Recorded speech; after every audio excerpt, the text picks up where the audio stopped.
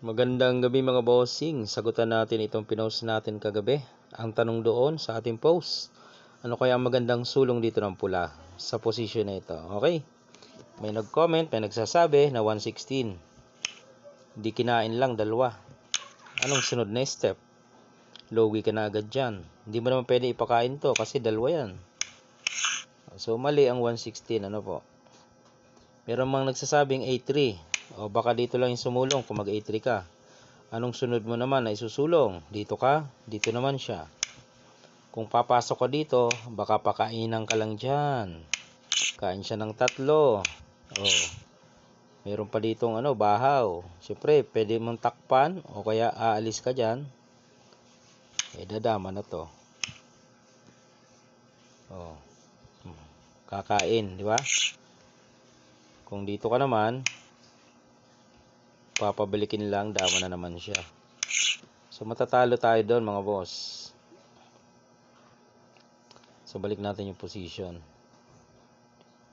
Yan, ano ang magandang sulong ng pula?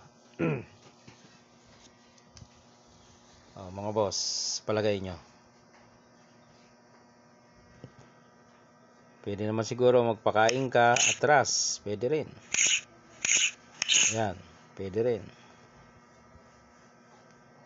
Bakbaka na kayo dyan. Okay. Pero mayroong magandang sulong dito ang pula mga boss. Ganito. Okay. Pero bago yan, umpisa natin. Opening tayo, opening. Paano napunta doon sa sitwasyon na yun? Yan. 416 pa lang opening. Dito, tapos nagpakain. Yan. Dito naman, dito lang, nag-5-1. Yung pumunta sa gilid. Dito. Dito siya. Dito. Inalis. Alisin niya kasi may lansi. Inalis. Dito lang.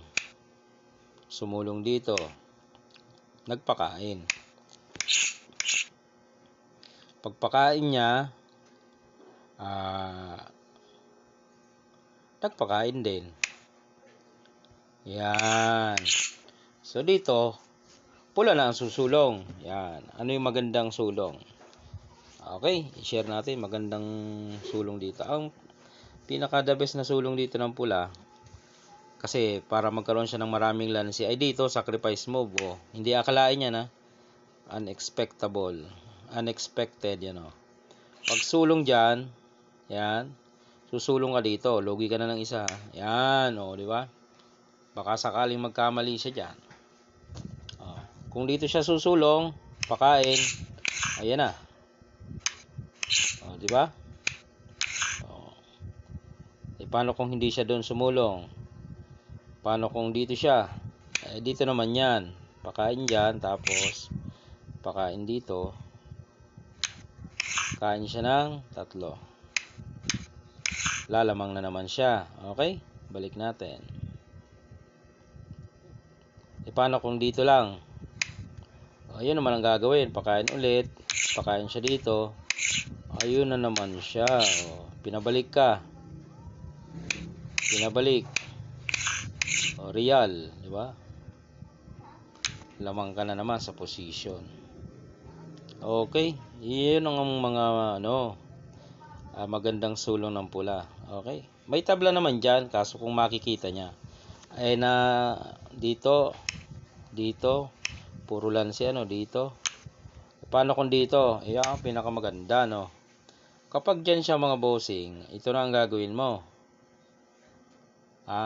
Isasabay mo to.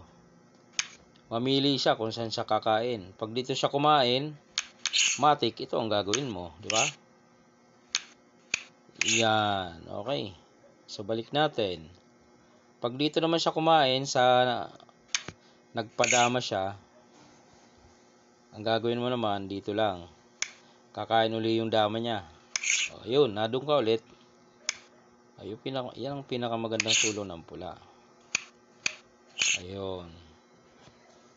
Medyo lamang kahit papaano. Kumbaga marami kasing lansi yun Sacrifice move ka tapos sulong ka roon, kung nagkamali ang kalaban, maraming talo. Pwede ring tumabla, no? Pag nakuha ang sulong. Ganun lang naman yan eh. Pag nagkamali, di talo. Pag nakuha, di ano.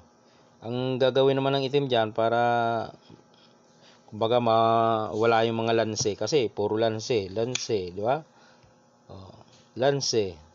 Eh dito na lang siya. Ibalik niya yung lugi. Oh, tapos susulong siya ng ayun, di bakbakan na sila dyan.